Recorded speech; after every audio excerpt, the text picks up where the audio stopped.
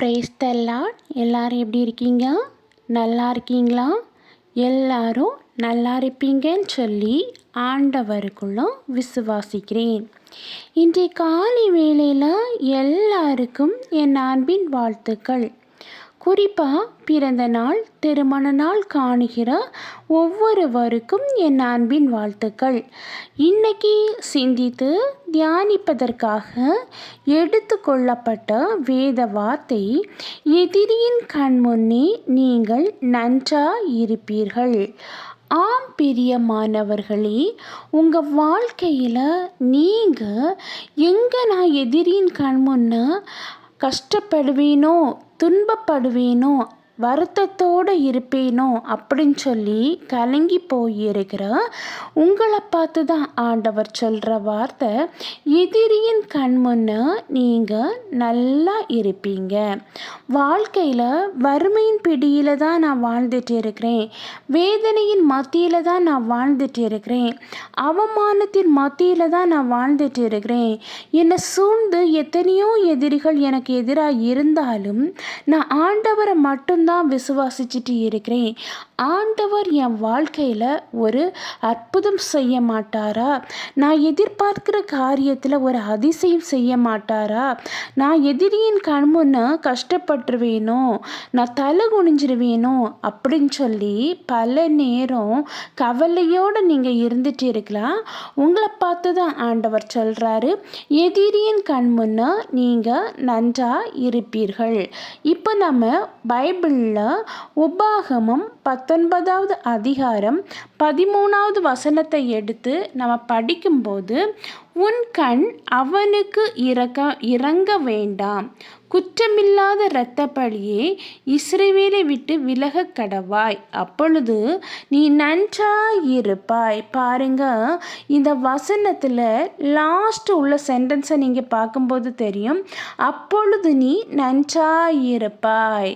அதாவது நம்முடைய பாவங்கள் நம்மளை விட்டு விலகும்போது, நம்முடைய சாபங்கள் நம்மளை விட்டு அகன்று போகும்போது நம்முடைய வாழ்க்கை நன்றாயிருக்கும். நம்ம வாழ்க்கையில் எல்லாத்துக்கும் வாழ்க்கையில் நீங்கள் இந்த உலகத்தில் பிறந்த எல்லாத்துக்கிட்ட நீங்கள் போய் பார்க்கும்போது ஏதாவது ஒரு விதத்தில் ஒரு பகை உருவாகி அதில் ஒரு எதிரிகள் இருக்கத்தான் செய்கிறாங்க.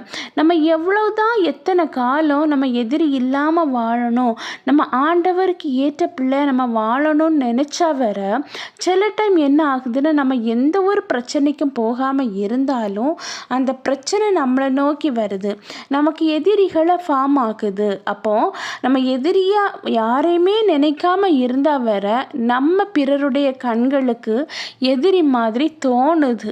அப்போ அவங்கெல்லாம் நம்மளை பார்க்கும்போது ஒரு எதிரியை பார்க்குறது மாதிரி தான் பார்க்க செய்கிறாங்க. அப்போது இவங்க கண்கள் முன்னெல்லாம் நம்ம தலை குனிஞ்சிருவோமோ அப்படி ஒரு பயம் நம்மளக்கிட்ட வந்துடுது.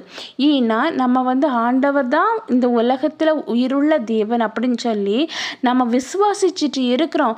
பட் நம்மளை சுற்றி இருக்கிற எதிரிகள் நம்ம வீழ்ந்து போவோம்னு சொல்லி காத்துட்டு இருப்பாங்க. இந்த நேரத்தில் தான் நமக்கு அந்த பயங்கிறதே வருது. முதல்ல இந்த எதிரி எப்படி வராங்க அப்படின்னு சொல்லி பார்க்கலாம், எதிரியை யார் உண்டாக்குறாங்க அப்படின்னு சொல்லி பார்க்கலாம். இப்போ ஆண்டவருடைய பிள்ளைகளுக்கு பிசாசோட யுத்தம் இருக்கும், அப்படி தானே? அப்போ அந்த பிசாசுக்கு யுத்தம் வரும்போது அந்த பிசாசானவன் யாரை தூண்டுறான் அப்படின்னு சொல்லி பார்த்தீங்கன்னா, மனிதனை தூண்டி ஆண்டவருடைய பிள்ளைகளுக்கு எதிராக என்ன செய்கிறான், திருப்புறான். அப்போது நம்மளுக்கு வாழ்க்கையில் ஒரு எதிரி வாராங்கன்னா எங்கேருந்து வாராங்கன்னா பிசாசின் மூலம் நமக்கு வாராங்க. ஆண்டவருடைய பிள்ளைகளுக்கு எதிரி வேறு எங்கேயுமே இருந்து வரலங்க, சாத்தான் உருவாக்குகிற எதிரி. சும்மா அவங்கள பார்த்திங்கன்னா நம்மளுக்கு பிடித்த நபராக தான் இருப்பாங்க, ஆனால் அவங்கள ஒரு கருவி மாதிரி இந்த சாத்தான் உள்ளே புகுந்து ஆண்டவருக்கு எதிரான ஆண்டவருக்குரிய பிள்ளைகளுக்கு எதிராக இந்த மனிதர்களை பயன்படுத்துகிறான். அப்போது ஆண்டவருக்கும் இந்த பிசாசுக்கும் தான் யுத்தம், அப்படி தானே? அப்போது ஆண்டவருக்கும் பிசாசுக்கும் உள்ள யுத்தத்தில் ஆண்டவர் தான் ஜெயிப்பார். அப்போது நீங்கள் ஆண்டவருடைய பிள்ளைகள். அப்போது நீங்கள் ஆண்டவரை நம்பி இருக்கீங்க, ஆண்டவர் என்னை கைவிட மாட்டார், என் வாழ்க்கையில் அற்புதத்தை செய்வார், கண்டிப்பாக என்னைய எதிரியின் கண் காணும்படி தலை நிமிர பண்ணுவார் அப்படின்னு சொல்லி நீங்கள் விசுவாசிச்சுட்டு இருக்கும்போது உங்கள் உங்கள் வாழ்க்கையில் சின்ன சின்ன தடைகள் இருந்தாலும் அந்த தடையை தகர்த்து எரிஞ்சு உங்கள் எதிரி கண் முன்னே ஆண்டவர் உங்கள் தலையை என்ன செய்வாரா, நிமிர பண்ண செய்வார். நீங்கள் யோசிக்கலாம், ஐயோ நான் எதிரியின் கண் முன்னே சாம்பலாகி போயிடுவேனோ, தோற்று போயிடுவேனோ, என்னால் இதில் ஜெயிக்க முடியாதோ, நான் எதிர்பார்க்கிற காரியங்கள் என் வாழ்க்கையில் நடக்காதா, நான் நல்லா இருக்க மாட்டேனா, எப்போவுமே நான் இப்போ வறுமையின் பிடியில் தான் நான் இருப்பேனா, அடுத்தவங்க பார்வைக்கு நான் ஏளனமாக தான் இருப்பேனா, என்னுடைய எதிரியின் கண் முன்னே என் வாழ்க்கை செழிக்குமா அப்படிங்கிற நிறைய கொஸ்டின்ஸ் ஆண்டவருடைய பிள்ளைகளுக்கு இருக்கத்தான் செய்யுது.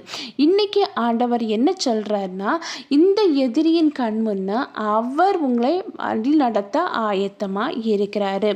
ஏன்னா இந்த யுத்தம் உங்களுக்கும் உங்கள் பகைவர்களுக்கும் இல்லைங்க, ஆண்டவரை உண்மையாக நேசிச்சுட்டு வழி நடந்து கொண்டிருக்கிற அவர் காட்டின பாதையில் நடந்துட்டு இருக்கிற உங்களுக்கும் பிசாசு யூஸ் பண்ணக்கூடிய ஒரு சாதாரண மனிதனுக்கும் மத்தியில் நடக்கிற இந்த போராட்டம் தான். கண்டிப்பாக இதில் உங்கள் எதிரி கண் முன்னே நீங்கள் வீழ்ந்து போவீங்க அப்படின்னு சொல்லி காத்துட்டு இருக்கிற உங்கள் எதிரியின் கண் முன்னே ஆண்டவர் உங்களை என்ன செய்ய போகிறாரா, நன்றாக இருக்கும்படி வழி நடத்த போகிறாரு.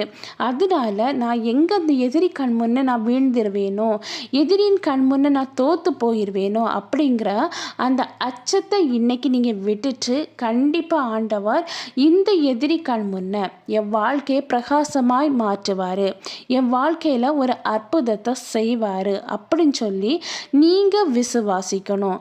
ஆண்டவர் என்ன சொல்கிறார், ஒவ்வொரு டைமும் நம்ம என்ன பண்ணுறோன்னா நமக்கு உள்ள எதிரிகளை பார்த்து ஆட்டோமேட்டிக்காகவே ஒரு பயம் வந்துடும். ஏன்னா நம்ம அவங்க கண்ணு முன்னே நம்ம தாழ்ந்து போயிடுவோமோ, தலை குனிஞ்சிருவோமோ அப்படிங்கிற ஒரு பயம் மனிதனாக பிறந்த எல்லாத்துக்குமே வரும். ஒரு வியாதி வந்துட்டாலும் ஒரு பயம், ஒரு சின்ன பிரச்சனை வந்தாலும் ஒரு பயம். வெளியில் பார்க்குறதுக்கு அந்த பயத்தை நம்ம காணிக்கிறது இல்லை. ஆனால் நிறைய பேருடைய வாழ்க்கையில் மரண பயமும் இருக்குது. இந்த மரண பயம், இந்த வியாதி நிமித்தமாக உள்ள பயம், கடன் பிரச்சனையை குறித்த ஒரு பயம், ஏதாவது ஒரு வாழ்க்கையில் காரியங்கள் நடக்காமல் தடை வந்தாலே அதை குறித்த ஒரு பயம், எல்லா பயத்தையும் கொண்டு வர்றது யாருன்னு பார்த்தீங்கன்னா பிசாசு. ஏன்னா இப்படி ஒரு நம்ம எதிரியை கண்ட உடனே ஒரு எப்படி சொல்கிறது, ஒரு கலக்கம் வந்த உடனே என்ன ஆகுது, பயம் வருது. பயம் என்னத்தை கொண்டு வருது, வேதனையை கொண்டு வருது. வேதனையை கொண்டு வருது, கலக்கத்தை கொண்டு வருது. மொத்தத்தில் இந்த பயங்கிற ஒரு ஆயுதம் நம்ம வாழ்க்கைக்குள்ளே வந்தாலே நம்ம வாழ்க்கை துன்பத்தில் போயிடுது. இதுதான் அர்த்தம். அப்போது இந்த பயத்தை கொண்டு வருகிற அந்த எதிரிக்கையை பார்த்து பயப்படுகிற அந்த குணநலங்களை கொண்டு வருகிற அந்த பிசாசுக்கு நம்ம எதிர்த்து நிற்கணும். ஏன்னா அவங்களும் ஒரு சாதாரண ஒரு மனிதன் தான். அப்போது அவங்கள பார்த்து நம்ம பயப்படக்கூடாது. அப்போது ஆண்டவர் என்ன சொல்கிறாரு, அந்த எதிரி, நீங்கள் எந்த எதிரியை பார்த்து பயப்படுறீங்களோ அந்த எதிரியின் கண் முன்னே ஆண்டவர் உங்களை என்ன செய்கிறாரு, வழி நடத்தி உங்கள் தலையை நிமிர பண்ண போகிறாரு.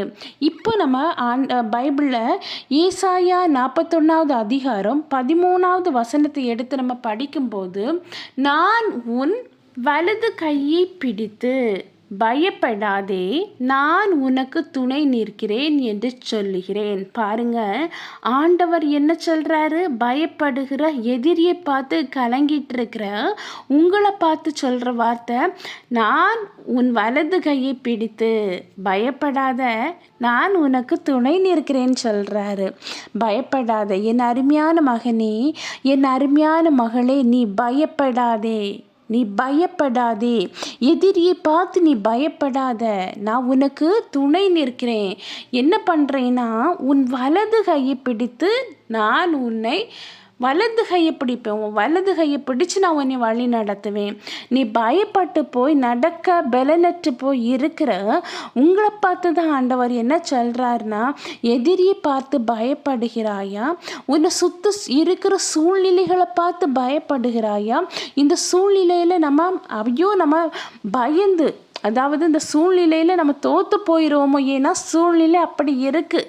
தோற்று போகிற நிலைமையில் இருக்கிறது மாதிரி அங்கே சூழ்நிலை இருந்தாலும், இந்த சூழ்நிலையை பார்த்து நீங்கள் பயப்பட்டு கொண்டு இருந்தாலும் ஆண்டவர் என்ன சொல்கிறாருன்னா, பயப்படாதே, பயப்படாதே. என் அருமையான மகளே, என் அருமையான மகனே, நீ பயப்படாத. நீ பயப்படாத, நான் இருக்கேன் உனக்கு. நான் உனக்கு துணையாக இருக்கிறேன். மனிதன் துணையை காட்டிலும் ஆண்டவருடைய துணை மேலானது. இந்த உலகத்தை படைச்ச ஆண்டவர் உங்களுக்கு துணையாக இருக்கிறேன்னு சொல்கிறாரு. நீங்கள் பயப்படுகிற சூழ்நிலையில் இருக்கலாம். கடன் பிரச்சனை உங்களை நெருக்கிக்கிட்டு இருக்கலாம். கடன் சுமை நிமித்தமாக ஐயோ நான் என்ன பண்ணுவேன்னு சொல்லி நீங்கள் கலங்கி போய் வேதனையோடு இருக்கலாம். இன்னைக்கு ஆண்டவர் உங்களை பார்த்து சொல்கிற வார்த்தை, பயப்படாதே, நீ பயப்படாத, நான் உனக்கு துணை நிற்கிறேன். மனுஷன் துணை நிற்கலைங்க. யார் நிற்கிறாரு? ஆண்டவராகி இயேசு கிறிஸ்து உங்களுக்கு துணை நிற்கிறேன்னு சொல்கிறாரு. அந்த துணை நிற்கிற ஆண்டவர் உங்கள் தலையை குனிய விடுவாரா? கண்டிப்பாக விடவே மாட்டார். உங்கள் தலை நிமிர பண்ணால் அவரால் மட்டும்தான் முடியும். இன்றைக்கி ஆண்டவர் என்ன சொல்கிறான்னா, நீ பயப்படாத, நான் உன் வலது கையை பிடித்து நடத்துவேன். நீங்கள் துவண்டு போய் சோர்ந்து போய் முடியாது அப்படின்னு சொல்லி ஒரு இடத்துல சோர்வடைஞ்ச நிலைமையில் என் வாழ்க்கையில் இனி எந்த ஒரு முன்னேற்றமும் இருக்காது அப்படின்னு சொல்லி கலங்கி போய் வேதனையோடு இருக்கிற உங்களை, சோர்ந்து போய் இருக்கிற உங்களை, கலங்கி போய் இருக்கிற உங்களை பார்த்து ஆண்டவர் சொல்கிற வார்த்தை, பயப்படாதே, பயப்படாதே. என் அருமையான மகனே, நீ பயப்படாதே. என் அருமையான மகளே, நீ பயப்படாதே. நான் உன் வலது கையை பிடிப்பேன். நான் உன் வலது கையை பிடிச்சு உன்னை நான் வழி நடத்துவேன். நீ நினைக்கலாம், என் எதிரியின் கண் முன்ன நான் தலை குனிஞ்சிருவேனோ அப்படின்னு சொல்லி. இன்னைக்கு ஆண்டவர் உங்களை பார்த்து சொல்கிறாரு, உங்கள் எதிரியின் கண் முன்ன உன் தலை நிமிர பண்ண போகிறேன். நீ பயப்படாத, நீ பயப்படாத. என்னை பிடிச்சி வழி நடத்தி செல்ல யாருமே இல்லை. எனக்கு துணையாக யாருமே இல்லை. எனக்கு உற்றார் உறவினர்கள் யாருமே எனக்கு துணையாக இல்லை. என் சகோதரர்கள் எனக்கு துணையாக இல்லை. நான் தனிமையில் தான் இருக்கிறேன். எனக்கு எதிராக இருக்கிற எதிரியின் கண் முன்ன நான் வீழ்ந்துருவேனோ, நான் கவலைக்கிடமாயிருவேனோ, ஏன்னா அமிழ்ந்து போயிடுவேனோ அப்படின்னு சொல்லி கலக்கத்தோடு இருக்கிற உங்களை பார்த்து தான் ஆண்டவர் சொல்கிறாரு, உங்கள் வலது கையை பிடித்து நான் உன்னை வழி நடத்தி செல்லுவேன்னு சொல்கிறாரு. ஆண்டவருடைய வழி நடத்துதல் மேலானது. மனிதன் வழி நடத்துதலை விட ஆண்டவருடைய வழி நடத்துதல் மேலானது. நம்ம துவண்டு போயிருக்கிற, சோர்ந்து போயிருக்கிற நம்மளுடைய எண்ணங்களை அறிஞ்சு, நம்மளுடைய வேதனைகளை அறிஞ்சு, நம்முடைய கரங்களை பிடித்து ஒரு தகப்பன் ஒரு பிள்ளையை எப்படி நடத்தி செல்லுவாங்களோ அதே போல் நம்முடைய கரத்தை இறுக பிடிச்சிட்டு நம்ம வலுவாதபடிக்கு, கீழே விழாதபடிக்கு, தலை குனியாமல் இருக்க ஆண்டவர் நம்ம கரத்தை பிடிச்சு, நம்ம வலது கரத்தை பிடிச்சு நம்மளை நடத்தி சென்று, நம்மளை பகைக்கிறவங்க, நம்மளை விரோதிகளாக பார்க்குறவங்க, நம்மளை எதிரியாக பார்க்குறவங்க கண் காணும்படி நம்மளை நல்லா இருக்க பண்ண போகிறாரு. உங்கள் வாழ்க்கையில் இருக்கிற தேவைகள், உங்கள் வாழ்க்கையில் இருக்கிற குறைகள், உங்கள் வாழ்க்கையில் இருக்கிற கலக்கங்கள், உங்கள் வாழ்க்கையில் இருக்கிற வேதனைகள் அத்தனையும் ஆண்டவர் இன்றைய நாளில் அவ்வளோத்துக்கையும் ஆசீர்வாதமாக மாற்றி, வறுமையில் இருக்கிற உங்கள் வாழ்க்கையை ஆசீர்வாதமாக மாற்றி ஒரு செழிப்பை தந்து உங்கள் எதிரி கண் காணும்படி உங்களை நல்லா இருக்க பண்ண போகிறாரு. அதுக்கு எதிராக இருக்கிற தடைகள் இன்றைய நாளில் மாறப்போகுது. கலங்காதீங்க. ஆண்டவர் வாக்கு தந்த கர்த்தர் வாக்கு மாறாதவர். உங்கள் வாழ்க்கையில் இருக்கிற துன்பங்களை மாற்றி எதிரியின் கண் முன்னே அவர் உங்களை வழி நடத்தி வலதுகர பிடிச்சி நடத்த ஆயத்தமாக இருக்கிறாரு. துவண்டு போய் இருக்கிற உங்கள் வாழ்க்கை செழிப்பாக மாறப்போகுது. விசுவாசிங்க. இப்போ ஒரு சின்ன ப்ரேயர் பண்ணலாமா? அன்பின் பரலோக தந்தையே, அப்பா, இந்த அருமையான வேலைக்காக நன்றி ஆண்டவரே. எத்தனை பேருக்கோ கிடைக்காத நல்ல ஒரு தருணத்தை எங்களுக்கு தந்தீங்கப்பா. அதற்காக நன்றி ஆண்டவரே. இப்பொழுதும் ஆண்டவரே, என்னோடு கூட சேர்ந்து ஜெபிக்கிற ஒவ்வொருவரையும் கண்ணோக்கி பார்க்க வேண்டும் என்று ஜெபிக்கிறேன் ராஜா.